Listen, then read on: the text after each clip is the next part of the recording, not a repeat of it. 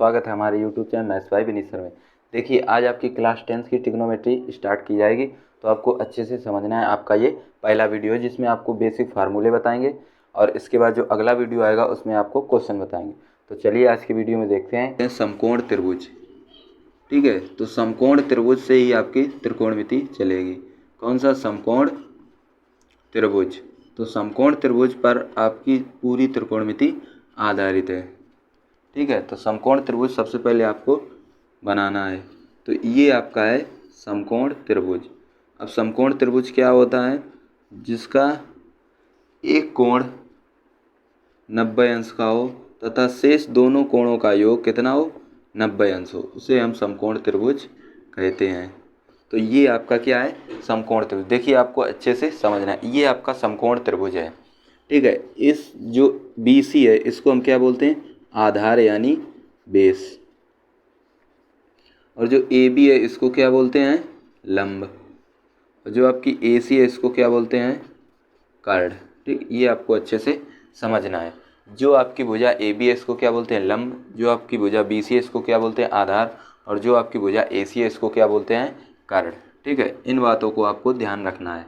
इसके बाद आपको लिखना है, देखिए ये पाइथागोरस प्रमेय पर आधारित है समकोण त्रिभुज। अब इसमें कौन सी प्रमेय लगेगी? तो पाइथागोरस प्रमेय। देखिए आपको एक एक पॉइंट समझते चलना और अच्छे से समझना। एक बार में हो सकता है आपको वीडियो एक बार में हो सकता है आपको समझ में ना आए, तो आपको दोबारा से देखना है। ठीक है, तो देखिए पाइथागोरस प्रमेय। देखिए आपको 9th क्लास में थोड़ा बहुत इंट्रो दिया गया होगा इस प्रमेय के बारे में। किसके? पाइथागोरस प्रमेय के बारे में। तो देखिए पाइथागोरस प्रमेय क्या होती है कि कर्ण का होल स्क्वायर, यानी कि कर्ण का होल स्क्वायर बराबर क्या होता है? लंब का होल स्क्वायर और प्लस आधार का स्क्वायर।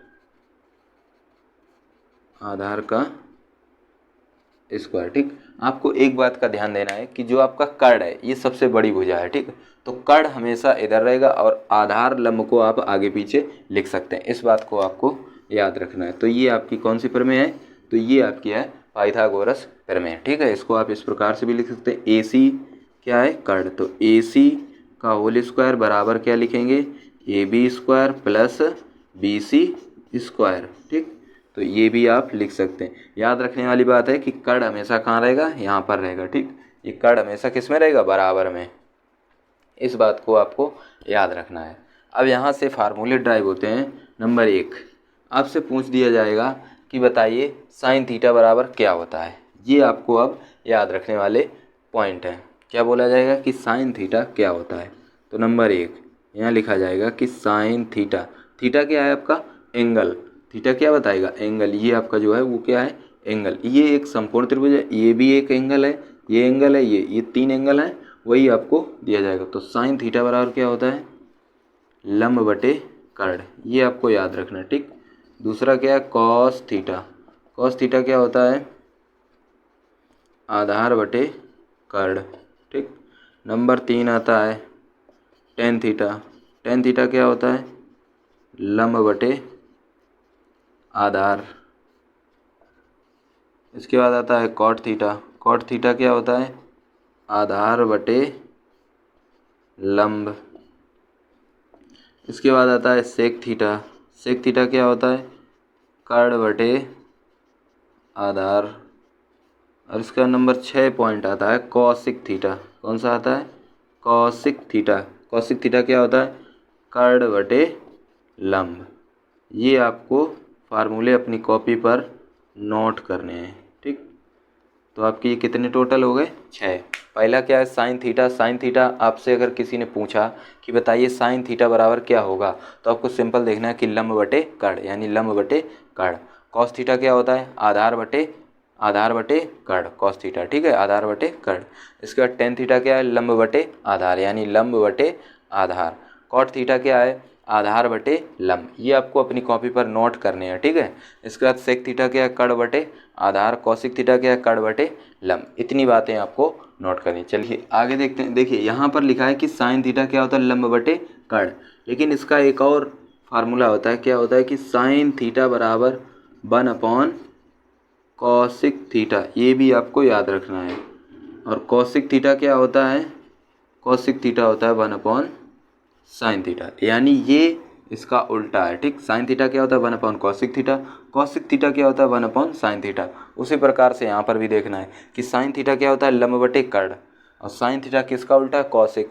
तो साइन थीटा लंब बटे कर्ण है, तो कॉसिक क्या है कर्ण बटे लंब, ये दोनों इसके आपस में कैसे उल्टे, ठीक है। आपको ध्यान से देखना है। देखिए साइन थीटा क्या होता है लंब बटे कर्ण, और यहाँ देखिए साइन थीटा क्या होता है 1/कॉसिक, और कॉसिक क्या होता है 1/साइन, यानी ये एक दूसरे के उल्टे हैं। तो साइन थीटा क्या है लंब बटे कर्ण, तो कॉसिक थीटा क्या है, देखिए इसका उल्टा है कर्ण बटे लंब, कर्ण बटे लंब है उल्टा, ठीक। तो ये आपको याद रखना। नंबर 2 देखिए कॉस थीटा क्या है 1/सेक थीटा होता है, और सेक थीटा क्या होता है 1/कॉस थीटा। इसी प्रकार से देखिए कॉस थीटा क्या है आधार बटे कर्ण, और कॉस कॉस किसका उल्टा है सेक का। तो सेक कहाँ है, ये देखिए यहाँ पर है आधार बटे कर्ण, तो यहाँ क्या है कर्ण बटे आधार, ये आपको याद रखने हैं। इसके बाद टेन थीटा 1/कॉट थीटा, इसका एक और होता है, ठीक है, याद रख लेना, sine theta upon cos theta, ठीक।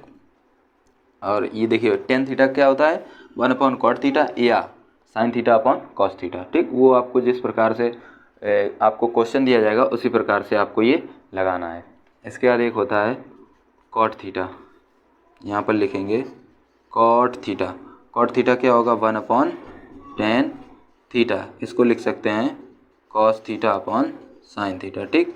ये एक दूसरे के उल्टे होते हैं, ये भी आपको फार्मूले नोट कर लेने हैं, ठीक है। तो आज की वीडियो में आपको हमने ये फार्मूले बताए हैं, आपको कंटिन्यू को पढ़ना है और अच्छे से समझना है। तो आज की वीडियो में हमने आपको ये चीज़ें बताई, यानी समकोण त्रिभुज क्या होता है, पाइथागोरस प्रमेय किस त्रिभुज पर लगाई जाती है, किसके क्या फार्मूले हैं, साइन थीटा बराबर क्या होता है और साइन थीटा बराबर क्या होता है, ये आपको नोट कर लेने हैं। इसका ये आज पार्ट 1 था, इसके बाद आपको पार्ट 2 मिल जाएगा। तब तक आप इन क्वेश्चनों को अच्छे से प्रैक्टिस करें, अच्छे से याद करें।